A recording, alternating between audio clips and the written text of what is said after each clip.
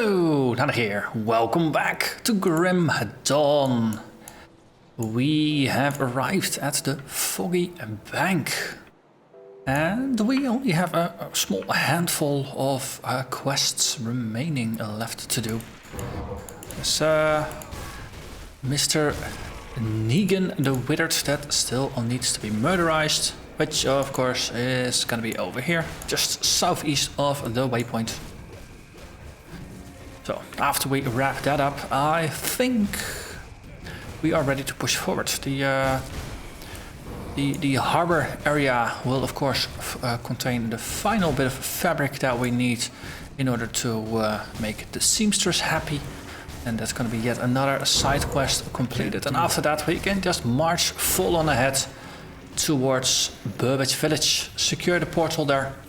And then after that push north and actually rescue the Kasparov's apprentice from the...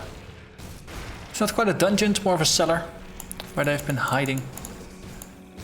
And then it's onwards to the big boss himself, the Warden. On the way, we will be having a look at the blacksmith.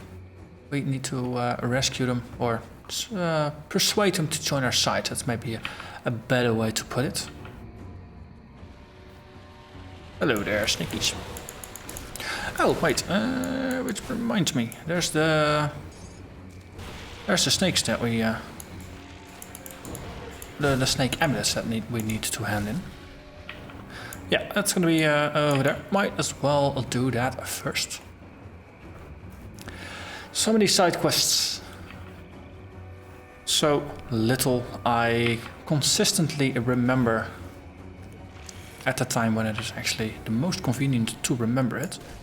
And probably gonna be if we head over to the west here and just push through and push through somewhere. And it should go pretty darn well. Lots of snakes all over the place. Not a lot of heroic snakes though. And they just keep dropping their sliff necklaces. I think by this time I probably have enough necklaces to supply myself with enough necklaces to complete the quest on at least 3 more difficulty levels. Of course, ultimate is the ultimate difficulty, so there's no more. So I can actually check them out once I'm done with this quest. Hello there. What might that be? Will these necklaces suffice? Yes. Thank you. So how many necklaces do we have extra? We have 10 extra necklaces, so there you go, on the floor, never to be seen again. So nice that they actually just disappear. You can't actually pick them up anymore, you can't even see them anymore once you complete the quest. The Sliff Primal Ring, is this an upgrade over the version that we found or got last difficulty? More damage to be skinned compared to the old one. More energy gained, more energy percentage gained, more poison and acid resistance gained, more vitality resistance gained. Actually, that's 10% more. That's actually really nice. And 6% more elemental resistance. This is a perfect in-place upgrade. And all we need to do is reapply the Corpse's Twist, which we need the apprentice for, or we need to smuggle and actually go back to Elite in order to have a chat with the assistant down there. The consecrated silver, I think I got it like that, so we can already apply that one. So this is, well, we're gonna lose quite some health and health regen, so I'm not gonna drop this in just yet, but we just found ourselves a very nice upgrade there. And with that, this section has been completed. We might as well have a chat with Harmond in town, just to make sure that he's happy. I think we're gonna get a follow-up quest to kill the 2 zombies on the southwestern side of town. I feel he really likes the blood, so I feel righteous. Yes, that's what he likes to hear. And we get iron and we get scrap. And then alright, we're gonna kill more. Balros and Hagra. And for that we can actually set out from here.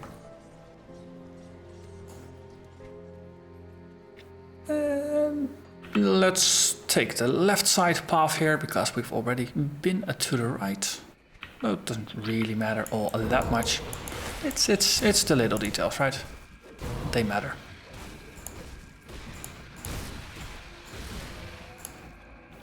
Okay, and then we push forward into uncharted territories. The great unknown. Though we have been here twice before. And let's see, then of course we can repair the bridge. 12 scrap, 25,000 iron bits. Yes please, then we don't have to go down there into the cave. Don't have to tag the waypoint. There's not going to be a devotion shrine there. So there's no real reason to go there. Unless you get the... I'm not sure if it's a quest or a bounty. But in the area underneath the bridge, on the western side of the map there is like a wall that you can break through. And it has a bunch of cultists in there with like a cultist boss and things like that. That is actually a nice thing to do, but there is a quest that sends you there. At the moment I can't quite recall what quest it is, but it was kind of fun to walk into that.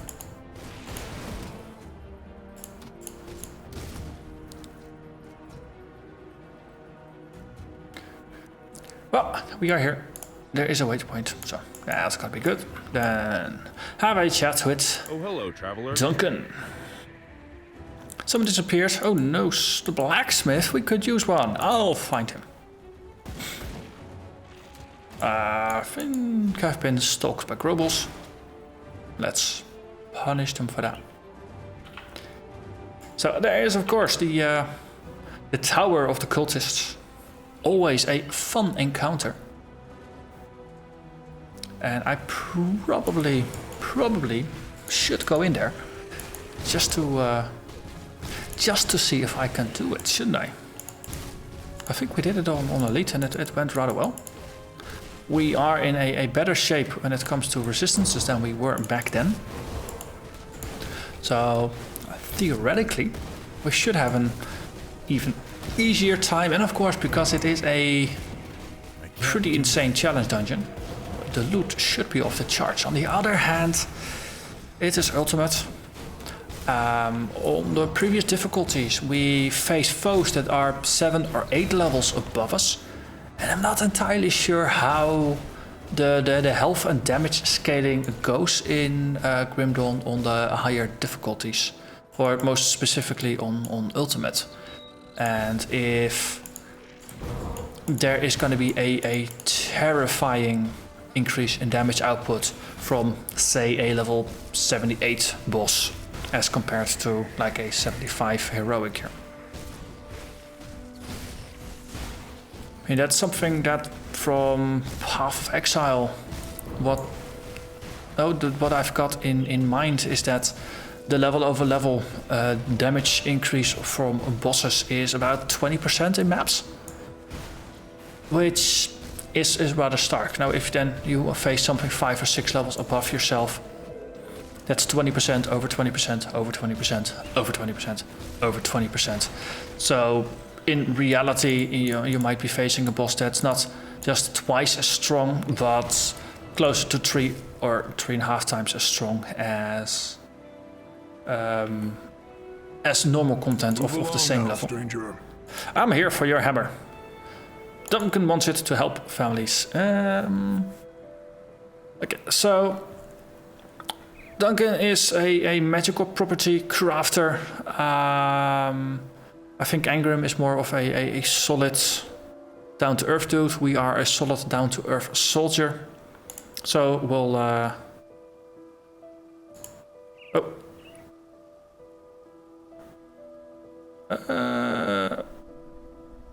Sorry, but Duncan... No, we want Angrim. I think I misclicked here. Okay. Let's have a chat again. Move along now, stranger. I'm here for the hammer. Duncan wants it. You could join us. I'll see you in there. Yeah, okay, this is the one. We want him. So we picked Engram as our blacksmith, so at least we can craft things again. Like for example those spirit pain ointments that we unlocked last time we found the blueprint for that. We can actually craft them, they give us ether resistance. Ether resistance is pretty darn useful in a game that has a lot of enemies that deal ether damage. So that's gonna be glorious. For now, let's see if we can push forward a little bit, get to the next town. Hello there, you Narnach. Narnach the Corrupted. So, but the Tower of Occultists is probably best off as its own separate episode where we just dedicate it entirely to going into the tower. Chances are I'm gonna make that episode soon anyway, just because I like the place. It's a very nice challenge, and well, I do enjoy me a challenge. Well, risks be damned. It's no pain, no gain, no risks, no rewards. It's all really, really standard by now.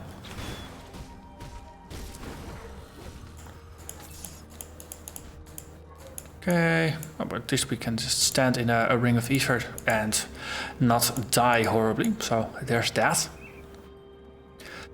Let's see, on the way north we have a couple of paths we can take, and I seem to remember that if we veer to the left, then we will encounter Balros and Hagra on the outskirts of town. So we just nicely combine things. There's even some trolls here, some Dragul.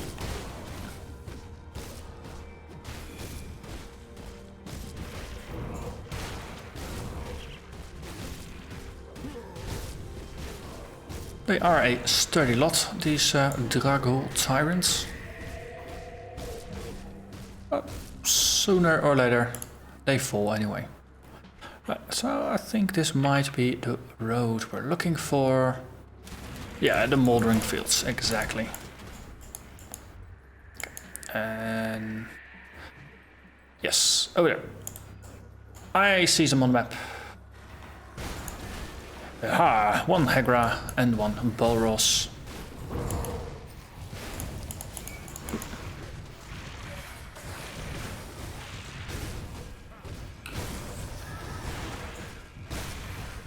Okay, taking some damage here. Not in scary amounts still, and let's actually just spread our damage love around a little bit so we keep both of the uniques alive. But so far, a regeneration combined with some shielding effects is actually more mighty than the combined damage of 2 bosses, 5 fire artillery zombies, and some small zombies that are just walking about here. Have they killed themselves yet? Not really. Well, they can't aim. See, they're all hitting the casket over there. This is the only one that's actually hitting me, and every time it hits, it's just backfiring. So next hit is gonna kill it. Ah, it missed. Come on, try again. Come on, try again. Zombies. It's almost like they don't really have a brain that they can use for aiming. Exactly like that.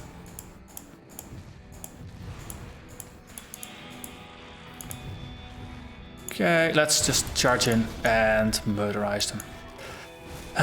Lovely. Okay, another ether crystal. You never ever have enough ether crystals on you. And then it's time to push it forward to town.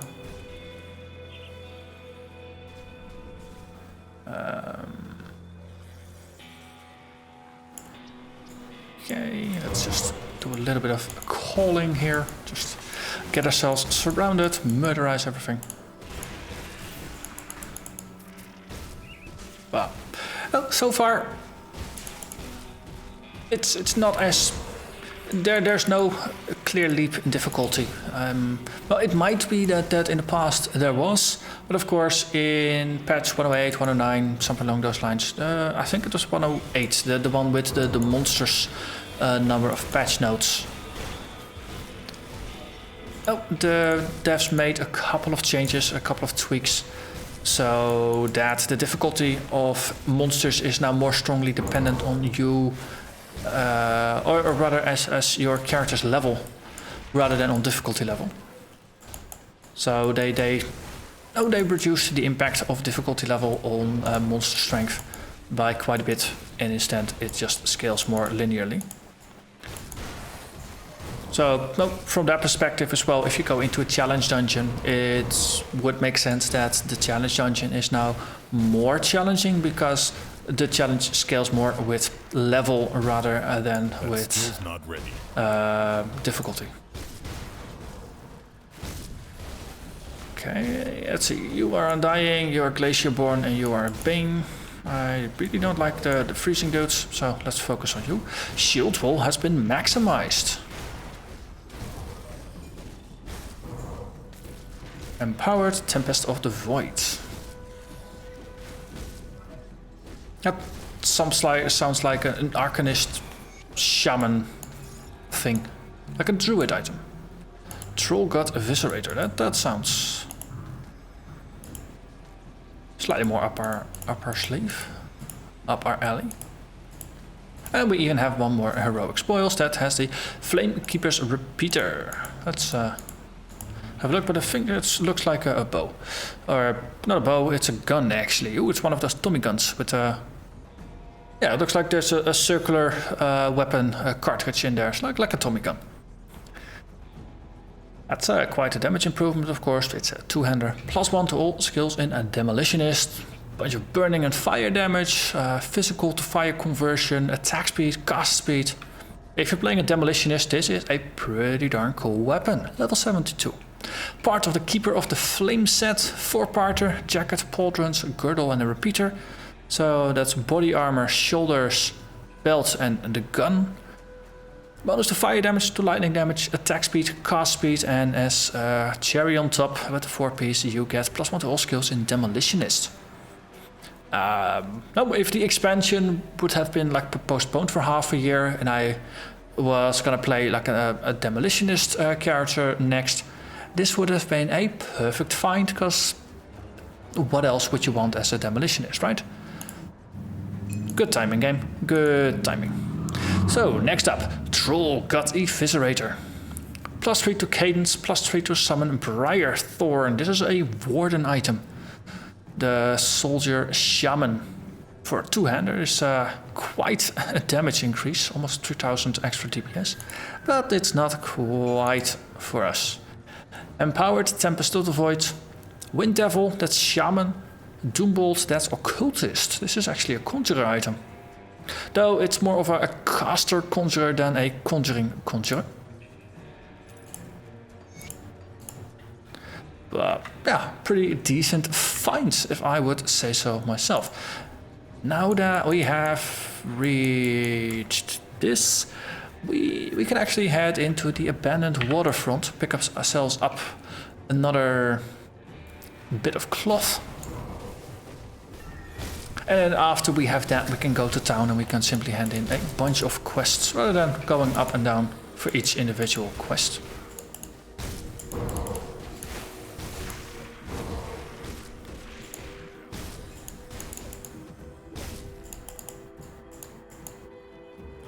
Let's see, this is the dead end, so we'll just charge around here and then go through here. This is the new entrance.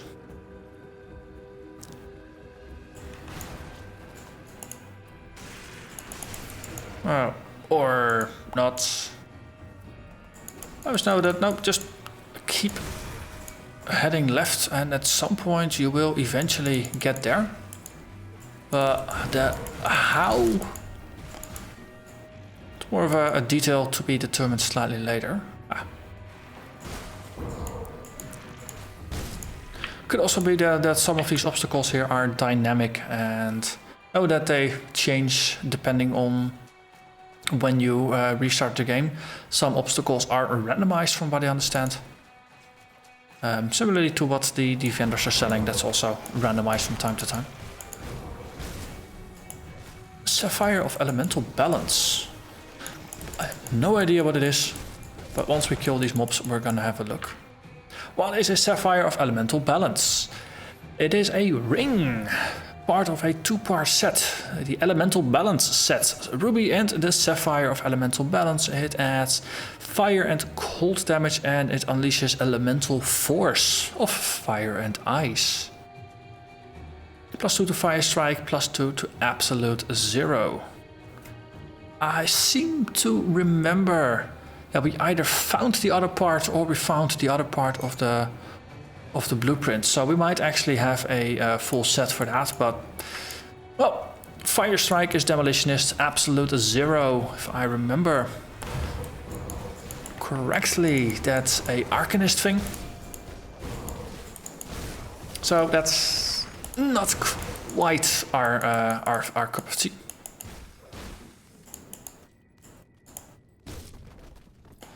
So let's see. Let's not stand in the toxic sludge. That's gonna hurt.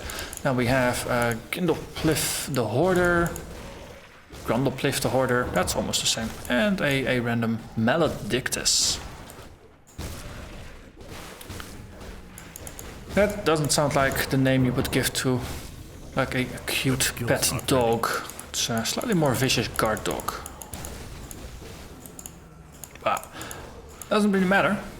Might have a vicious name. Our health bar is not really moving all that much. So I'm sorry, but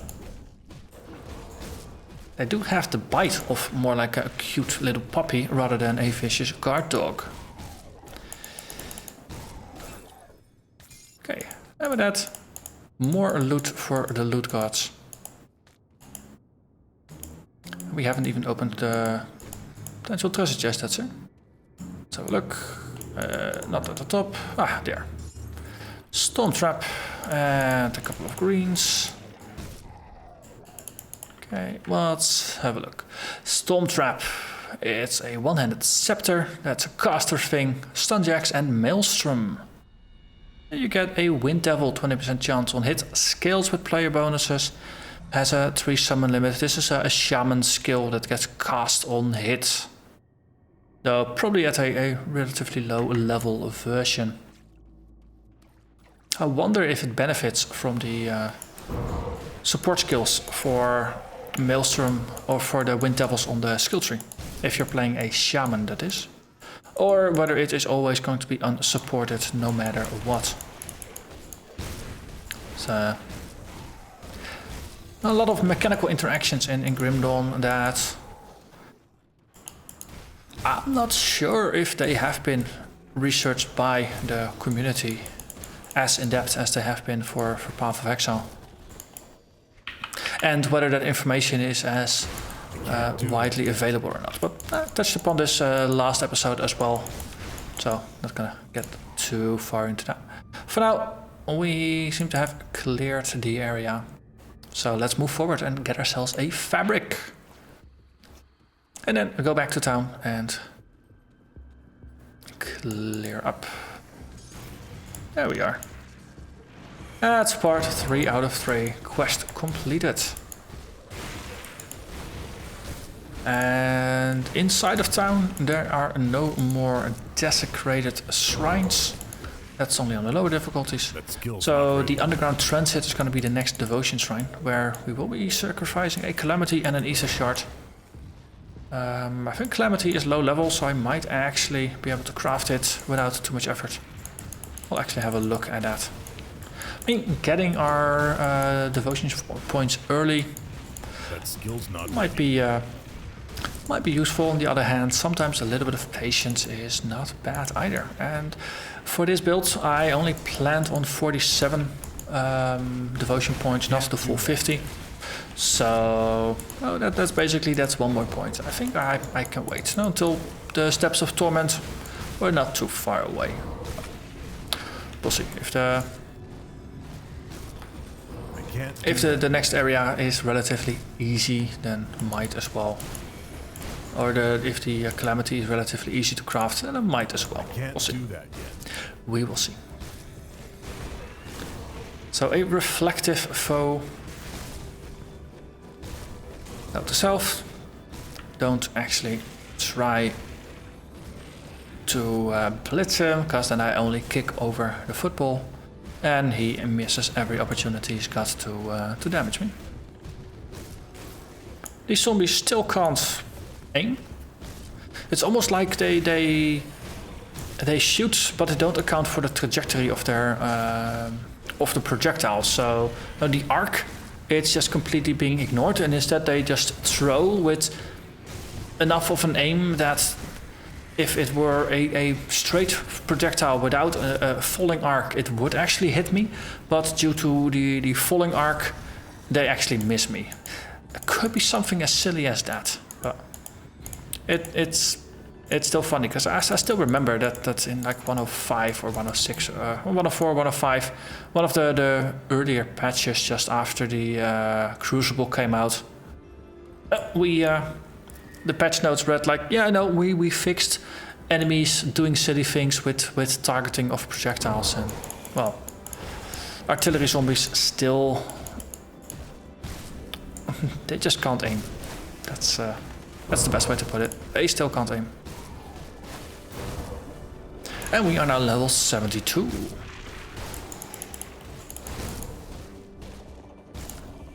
Okay. So, let's not put devotion. Let's go for demolitionists. We want 1 point here. How close are we? 48. So 2 more levels, and then we are maxed out on a demolitionist. Our other skill points are going to go into Cadence just to increase our damage output, and we're now up to nearly 5,400 damage per second. I think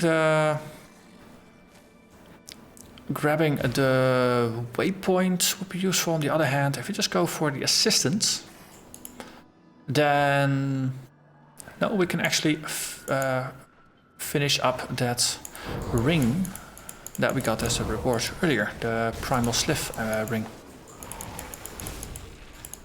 Also, I do remember there's a crumbling wall here, and then there's a broken crumbling wall over there. And then we got a little bit of loot. Not too much, but a little bit. Frostborn Ritual Blade. Exalted Spolders of All Zones of Flame. That also interesting.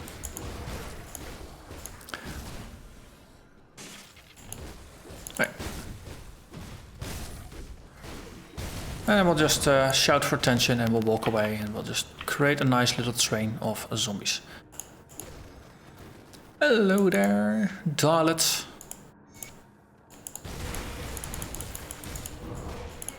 Ah, they all follow me. So then we can simply go back to where we came from, and I might as well tag the underground transit waypoint, the first one underground. I think that's the transit. I'm not entirely sure. Because that should be just around the corner.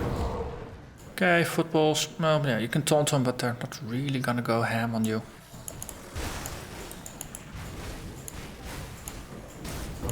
So, this is gonna be a nice bunch of chaos. Come on, swerve in. Try to murder me. Come on, I dare you.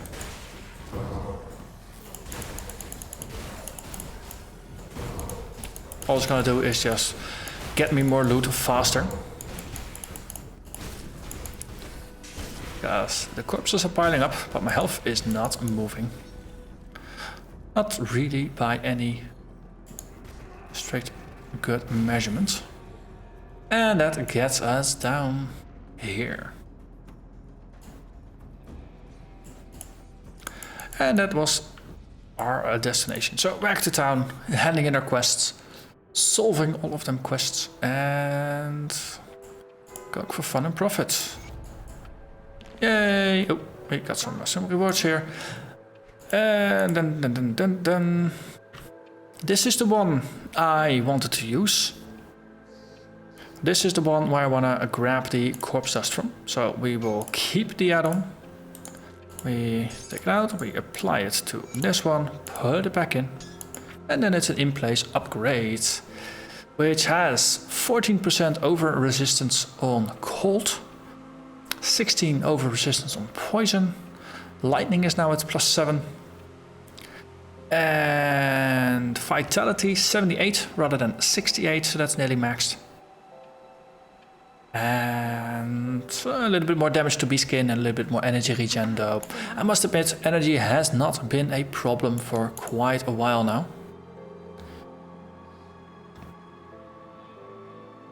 Okay, again, we'll just let him share in the violence we inflicted. John Bourbon, what do you have? Good work. Yes, we have secured the gate, and now we're gonna go after the warden. Oh, never kill a boss without getting the quest. And we have Angrim in town, and we get more XP. Look at that, we gain about half a level simply from handing in those quests. Here, Ruby of Elemental Balance and the Sapphire of Elemental Balance. We actually have both of them. So those things are nice for future characters if I decide I do want to play with like Fire Strike and Absolute Zero. Or Explosive Strike and Olextra's Flash Freeze. Then, no, I have rings set up for the endgame. Spirit Bane Ointment. You need to craft some Wrath Stones for those. And you get 3 of them. That's actually not a bad deal. Wrath Stones. All you need for that is cracked Lodestones. And you need 3 of them. So 1, 2, 3. Let's merge. Then we can go down here. Spirit Bane Ointment. Bloop. And that is 3 flasks for us. And... so, this is one of those very useful recipes to have. And over time, you're gonna build up a bunch of recipes. Oh, Elixir of the Hunt for movement speed is also pretty cool. I think we already had Bloodbound, that's the Chaos recipe. So, when it comes to just resisting things, I think we have all of our bases covered. Oh, bleeding resistance, that's... actually, it's the worst one we've got. But the fact that now our cold resistance is over-capped by 14% means we can drop a dense fur, which gives us 20% cold resist, take it slightly down to 74%. But then we can craft another one of these silk swatches and give ourselves 18% bleed resistance. That takes us to 70%. So we sacrifice a little bit of cold, but we gain a lot of bleeding resistance. And then across the board, we're going to be around 70% or better on our resists. And I think we're good. But I'll do the crafting a bit later. There you are. Everything looks really shiny and we get a fortified doublet, which has... it's a body armor. I don't want a new body armor. I already got a legendary, thank you. But no, it really does look nice. Bye. No, a little bit of role-playing. It goes quite far. So... actually, no, I said I was gonna do it later, but might as well just end the episode with a little bit of crafting. I don't do it all that often, but we can actually have a look. Silk swatches. Silk swatches. What can they specifically be used in? Shoulders, chest, and leg. So we already got shoulders and leg. We already have silk swatches in there. So chest is the only option. So our gloves, we will just keep the dense fur in there. But in our hauberk, we will take them out. Also means we'll lose a little bit of armor and health, because that's another thing that the dense fur provides. Just to double check, don't I already have a silk swatch in my stash? It's 1 out of 3. Okay, so this is one of those old hard thingamajigs. I'll keep saying it. This game really has a stash size problem. Let's see. I want more store space. I hope that that's going to be something that I'll add in the expansion. That would be really, really nice. Let's see. Resilient plating. We can craft that. Boom. That means after that we can build ourselves a silk swatch. Boom. Then we need to have a chat with Lady Darlet.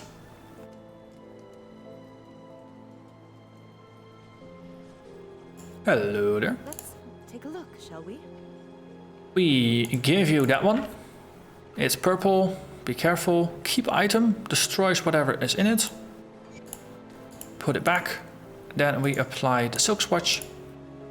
And then, exactly as expected, 70% bleeding resistance, 74 cold. And life is all balanced and happy, well, except for our health down here, which is slightly down. But, well, if our resistances on average have been lifted, then we are more protected against damage, and as such, slightly less health, more resistance. It's good for us. But with that, I'm gonna thank you very much for watching. Next episode, we're gonna either go after the cultist or the warden. We'll see when we do that. But for now, thank you very much, and I'll see you again next time. Bye bye.